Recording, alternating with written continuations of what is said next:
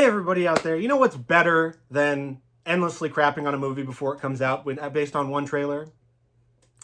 Giving it the benefit of the doubt. The Exorcist Believer put out a new trailer today, Universal did. Some of us have known about this trailer for a little while, known about the contents of it, but haven't seen it. But this trailer, it goes through the sequel to the original Exorcist, one of the most terrifying films of all time. But is it a good trailer? Is it a bad trailer? Will it make you hate the movie? Will it make you love the movie? I don't know. We'll go through it here and get a little bit into this whole sort of negativity that pervades throughout film criticism. So, as much as I love being positive about things, other people do not. They do not. They want to have something come out and crap all over it before it comes out. So, I know a lot of people out there didn't like David Gordon Green's take on the Halloween series, whether that was Halloween 2018, Halloween Kills, or Halloween Ends.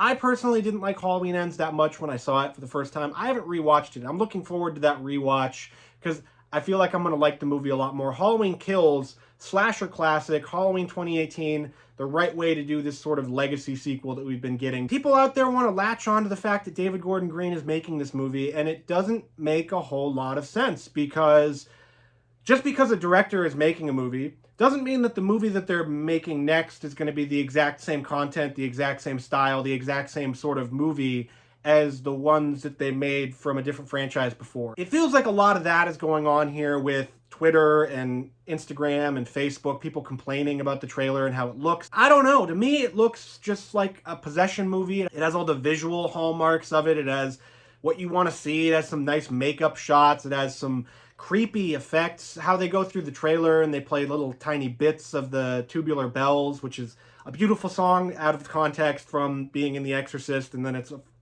terrifying song. It feels very much like an Exorcist movie, and for all the people out there that are crapping on it without having seen the movie, I try to be positive here. The Exorcist is a stone cold masterpiece, one of the only horror movies to be nominated for Best Picture, and The Exorcist 2: The Heretic, not a great movie. Not a good movie. It's a mess. It's a mess of a movie. And then, of course, The Exorcist 3, great movie. Great sort of performance from Brad Dourif in that one. You get some really scary stuff. One of the most terrifying shots of all time is in that movie. Then you have the prequels that got made, especially the one where Renny Harlin convinced a movie studio to give him $90 million to make a prequel that they were already making. It's a great story if you haven't heard that one. And then we got the TV show. We haven't had anything from The Exorcist in a long time. But it's strange that there are people out there that are acting like The Exorcist is this sort of grand horror thing that we've all grown up with the original movie, but this is a direct sequel to it. It's not a remake. It's got Ellen Burstyn from it. It's probably going to have Linda Blair at some point down the line. Maybe. I don't know if she's in this first movie or not, but they already greenlit a sequel. We've already got a sequel coming, The Exorcist Believer, or The Exorcist Deceiver, pardon me, coming out in 2025. This new movie comes out on Friday the 13th of this year, October 13th. It's already got all the hallmarks, and the movie itself, I don't know if there was a leaked trailer that people were seeing where there was more crazy visual effects or whatever. The original Exorcist, somebody vomits split pea soup all over a priest. I don't know what people are thinking that they want out of an Exorcist movie, like it is this sort of grand biblical tome of horror. It's go back and watch some of the other movies. Like, what are people thinking about this? And it just goes into this whole toxic negativity sort of bit that everybody on Twitter and film criticism has a hard on for these days, whether it's you got to pick a lane, you got to pick a sports team, you got to pick something to root for, because if you don't, you're not going to get engagement. These people know how to do it. There's websites out there. They really know how to lean into this negativity thing where the movie isn't out yet.